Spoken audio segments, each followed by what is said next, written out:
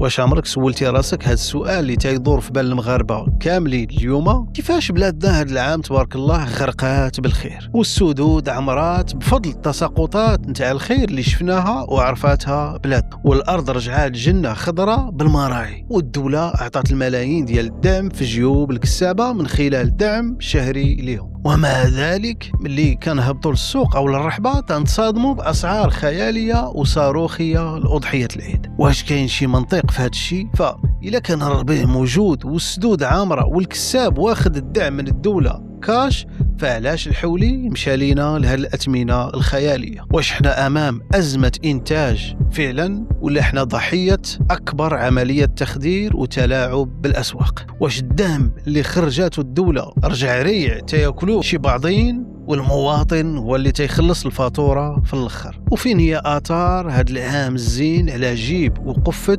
الدرويش والمسكين؟ إلا كان تيسحب ليك باللي الغلاء سبابه العلف أو الجفاف، فاسمح لي غنقول ليك باللي راك ناعس على ودنك. في هذا الملف غنكشفوا اللغز اللي حمق المغاربة وغنتسائلوا بصوت عالي واش الربيع اللي نبت وطلع من الأرض نبت معاه حتى الجشع والطمع بقلوب شي ناس؟ رد بالك، هذه المعلومات اللي غتسمع دابا راه هي اللي غتخليك تعرف واش غتعيد بكرامتك وتشري وانت هاني ولا غتولي ضحيه ديال السيستم اللي تاكل الغله ويطعن في الامه. وبلا ما نحرق لكم ورق هذا الملف وشنو فيه، غندخلوا مباشره في صلب واعماق الموضوع. هذا النصيري معكم، يلا نبداو على بركه الله. شوف يا اخي، احنا اليوم تنعيشوا واحد الانفصام غريب تيحمق اي واحد عندنا او عنده عقل وتيوزن به الامور كيف ماشيه. المغربي المواطن البسيط ولد الشعب الدرويش تيشوف الربيع في كل بلاصه، والتقارير تتقول باللي حقينه السدود طلعات بفضل امطار الخير اللي كانت هذا الموسم. اذا نفسيا وماديا التكلفه ديال الكسيبه طاحت، حيث المراعي الطبيعية موجودة في ترعى الغنم وما محتاجاش تكلفة عالية ديال العلف. وزيد عليها الدولة قايمة بالواجب وعاطية دعم شهري للكسابة. إذن هنا كاين واحد الخلل وثقب أسود هو اللي غنركزوا عليه ونشوفوا كيفاش هاد الوفرة اللي كنشوفوها في السدود وفي الأرض ما كايناش في أرض الواقع وما تيشوفهاش المواطن منين يدخل الرحبة وسوق الأغنام. هاد الأخبار ديال الدعم والخير اللي تنشوفوا ونسمعوه في التلفازة ملي ما تتمش وترجع بالإيجابية على جيب المواطن تتخليه يتساءل على السبب مور هذا البلوكاج الشرائي اللي على قد جيبه. وناس زمان فوقاش كان تيقولوا العام زين هو منين تيلقى القدرة الشرائية مناسبة لجيبه. خاص المواطن يفهم باللي راه من حقه يتساءل، إلا كانت هاد الشتاء سيدي ربي صبات والسدود عمرات والدولة بالفلوس دعمات، فين هو حقي أنا كمواطن في الحولي ديال 2000 درهم و2500 درهم؟ دابا يلا نجبدوا الكناش ونحسبوا مع بعضياتنا بالورقه والستيلو، حيت لغه الارقام هي اللي تتقطع الشك باليقين. بزاف تيسمعوا الدعم تاع الدوله ولكن ما تعرفوش الحقيقه المره. في هذا العام الفلاحي 2025-2026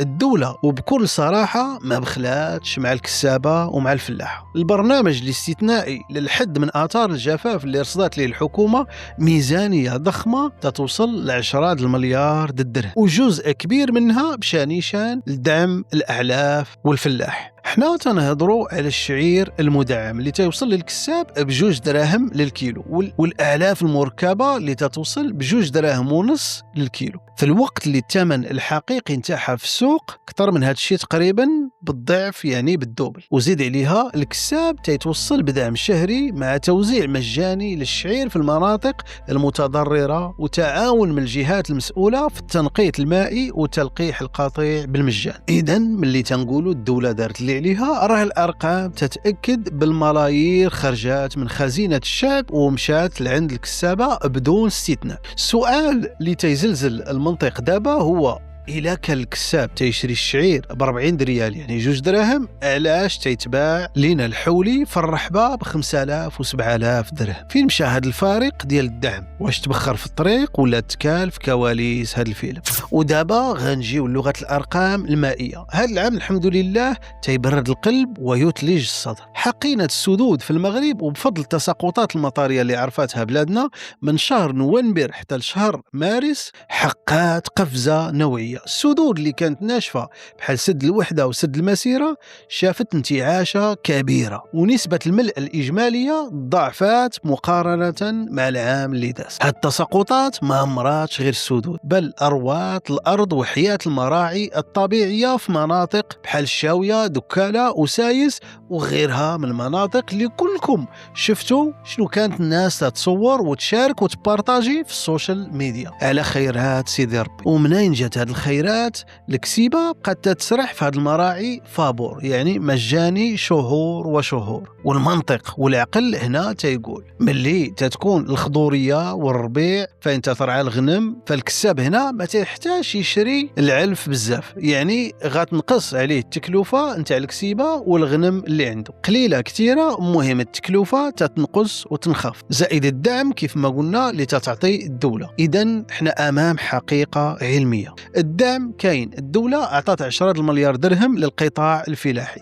شتات سيدي ربي كانت المراعي موجودة والسدود عامرة، يعني السرحة كانت فابور ومجانية لشهور وشهور. إذن هاد السبة والحجة نتاع العلف غالي هي مجرد فزاعة تيستعملوها باش يبروا الجشع والطمع واللهطة نتاعهم. وهذا الشيء اللي تيوقع قدروا نسميوه العصرنة المتوحشة، الماركتينغ ديال الشناقة اللي تيستغلوا الأخبار القديمة ديال الجفاف باش يضربوا جيوب المغاربة في عام الخير. إلا كان الدعم كاين والشتاء موجودة، شكون هاد الغول اللي تيحبس هاد الخير وما تيخليش الحولي يوصل للثمن ديالو الحقيقي والمناسب للكساب مسكين اللي العام كامل وهو تيتعب على ديك الكسيبة، أو لا على المواطن المسكين والبسيط والدرويش اللي تيتمشى على قد جيبه؟ واش هما الشناقة ولا كاين شي حاجة أكبر؟ هاد الشيء وغيره هو اللي غنعرفوه دابا في المحور الماجي. دابا غادي نحلو هاد الجرح ونشوفوا شنو كاين لداخل. هاد الشناقة هادو هما اللي تيسميوهم مافيا الوسطاء. واحد النقطة بعدا اللي غادي نتفاهموا عليها، واش تيتسحاب لكم أو تيتسحاب ليك باللي الشناق راه تيجي حتى ليلة العيد؟ لا يا أخي، هاد الناس خدامين بسيستم وعقلية وبذكاء، ماشي داك الذكاء اللي تيرجع على الإنسان بمنفعة سواء عليه أو المحيط نتاعو، لا، الذكاء نتاع التحرميت. فعلا راه ما تنعموش، كاينين الناس اللي صادقين، وغادي عاد نجيو لهاد النقطة، صادقين وتيجريو ورا طرف الخبز بالحلال وتياكلوا داك الشيء حلالي. حنا غنجيو لهاد النقطة إن شاء الله، ولكن تبع معايا السيستم اللي غادي ينبه، وغتشوف معايا كيفاش تيسرق الدعم من جيبك في قلب الرحبة والسوق. الشناق هذا المشرعين الجديد تيمشي عند الكساب اللي شد الدعم من عند الدولة، كيف ما قلنا الشعير ب40 ريال والمرايير ديال البرنامج الاستعجالي، وتيشري من عنده القطيع كامل شهور قليلة قبل العيد أو حتى شهر ولا أيام قبل العيد. الكساب مسكين كيبغي السيولة، خاصو الفلوس باش يتهنى من تمارة والمصروف نتاع الكسيبة، كيبيع ليه بثمن معقول ومزيان ويشد الفلوس. هنا تيبدا السحر الأسود والعطرية نتاع الشناق اللي غيحضر بها القاملة د العيد الكبير ويخضر القاملة بالحوم المواطنين. الشناق تيهز هاد الغنم المدعمة بفلوس الشعب وتيخزنها في فيرمات وكوارة سرية، وتيخليها تيقرب العيد ويبدا يخرج السلعة بالقطارة للرحبة ويدخلها للسوق غا شوية بشوية باش يخلق نوع من الندرة الاصطناعية، يعني ما يدخلش ليك السلعة كل شيء دقة واحدة. وهذاك الحولي اللي طلع للكساب مسكين ب 2500 درهم ولا 2000 درهم بفضل الدعم تاع الدولة والشتاء اللي صبات، الشناق تيحطوا لك في السوق ب 5500 درهم. فين مشات 3000 درهم؟ مشات في جيب وسيط ما ضرب لا تمارة ما كسب ما علف، غير سمسر في شعيرة دينية. هذه هي لا ميكانيزم ديال الشناقة اللي خدامين بها، واللي للأسف تتخلي هذا الدعم تيتبخر قبل ما يوصل ويرجع لعند المواطن واللي هو المستهلك، سواء كان على شكل شراء لحوم عند الجزار اللي تشري الناس يوميا أو على شكل شراء أضحية العيد أو المناسبات. تنظن دابا كل شيء واضح. دابا السؤال مطروح واللي تيطرح نفسه وبقوة، واش هاد الشيء غير تجارة؟ يعني واش هاد الناس غير تيمارسوا معنا التجارة، ولا رجعنا أمام مسخ في القيم الدينية والإسلامية والمغربية الأصيلة ديالنا؟ زمان كان المغربي تيبيع ويشري غير بالله يربح، كانت الكلمة هي العقد المبرم بين الشاري والبايع، وكان أمين الحرفة تيخاف من دعوة المظلوم لا تنزل عليه. اليوم دخلات علينا واحد العصرنة مزيفة مسمومة وكارثية، حيتاش ولينا تنجري غور الربح السريع والمتوحش. الشناق اليوم ما بقاش تيشوف في الحولي شعيرة أو تقرب لله تعالى، ولا تيشوف فيه رقم في الحساب البنكي أو سفرية لتركيا أو طوموبيل جديدة. هاد الموضة ولا هاد الطمع خلى حتى شي كسابة اللي كان عندهم النفس الطويل والصدق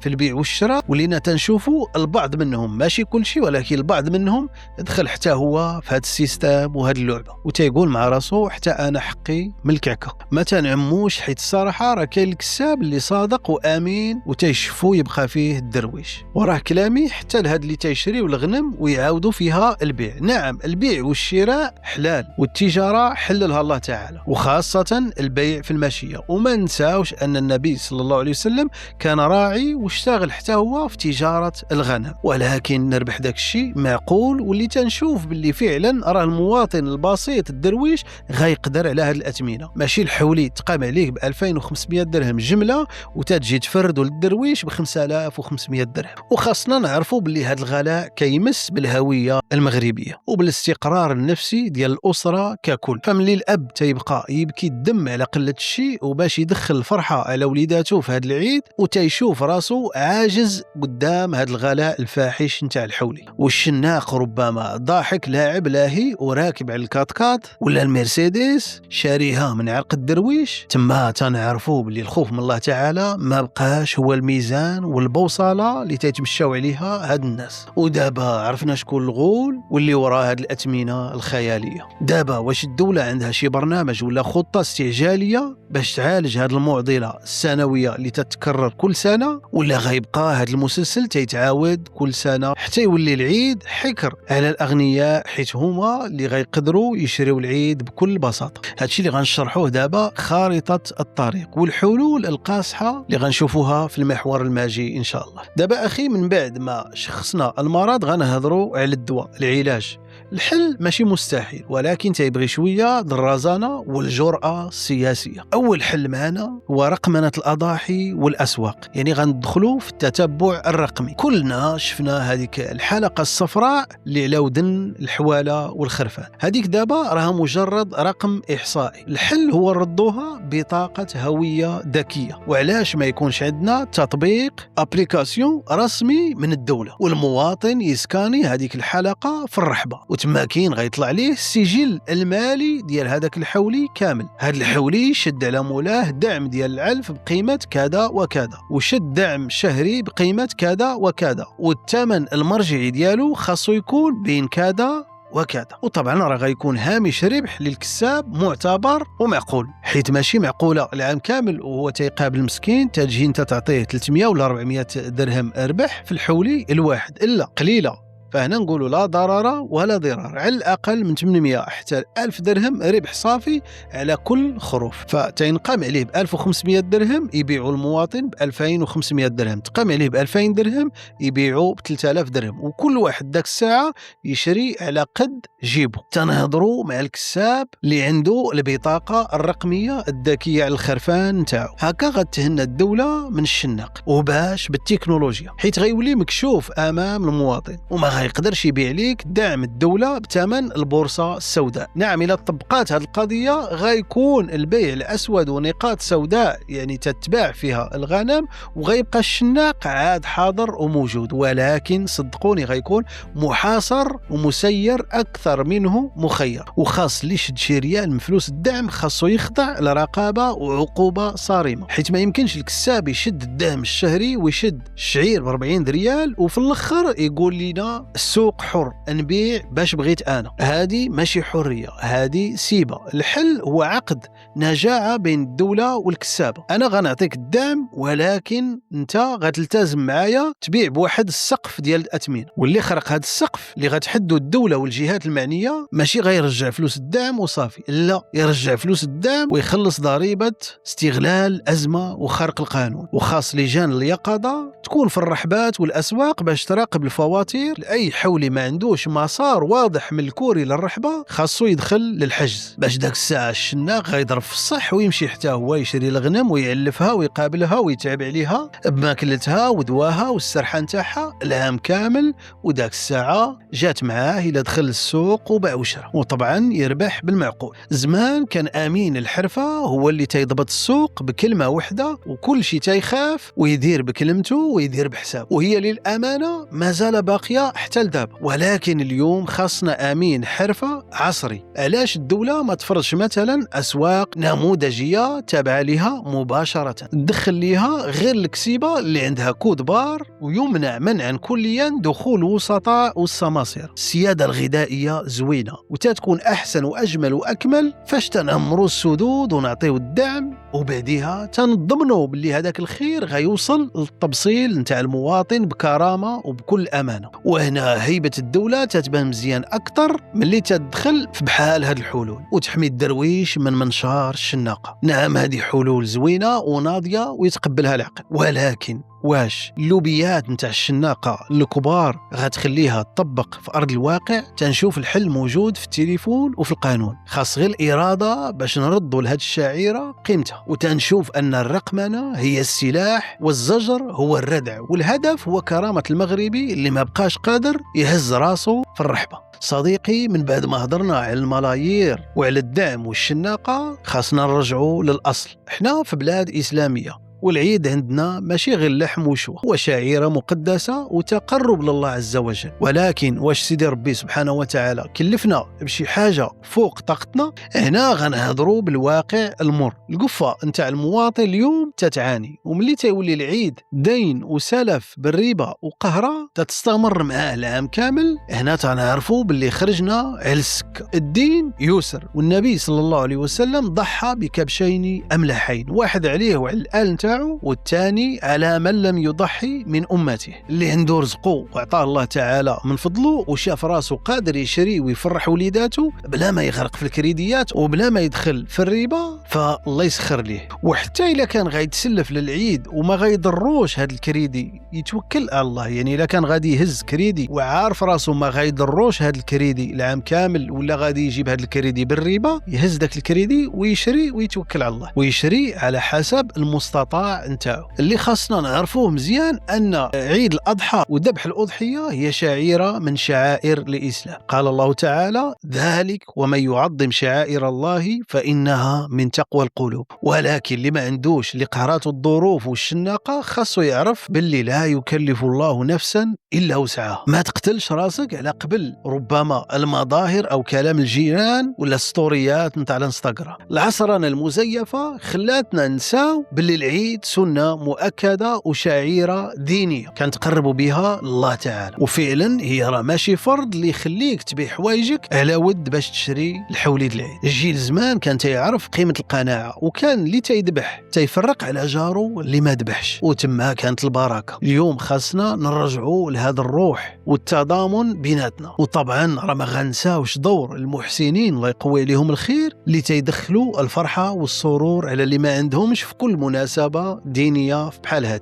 هذا الملف اللي فتحنا اليوم ماشي باش نشكيو ونبكيو على واقع تنشوفوا فيه بعينينا، ولكن باش نفيقوا. خارطة الطريق واضحة وصريحة للحكومة والمسؤولين. الرقمنة باش نتبعوا فلوس الدعم من الكوري للرحبة، الزجر بالقانون باش نقطعوا الطريق على الشناق اللي تياكل رزق الدرويش، ثالثا التسقيف اللي شد الدعم من الدولة يبيع بثمن اللي غيقدر عليه يجيب المواطن، واللي خرق القانون نتاع التسقيف يرد فلوس الدعم مع ضريبة مضافة. والرابعة واللي هي الأهم نرجعوا القيمنا الإسلامية والمغربية الأصيلة، قيم التضامن والقناعة والتآزر والتكافل فيما بيناتنا. المغرب بلاد الخير والجود والكرم، والشتاء اللي صبات والسدود اللي عمرات هي أمانة في عنقنا احنا وعنق المسؤولين باش يرجعوا هذا الخير لتبصيل الفقير قبل الغني. هذا النصيري كان معكم، في أمان الله وحفظه.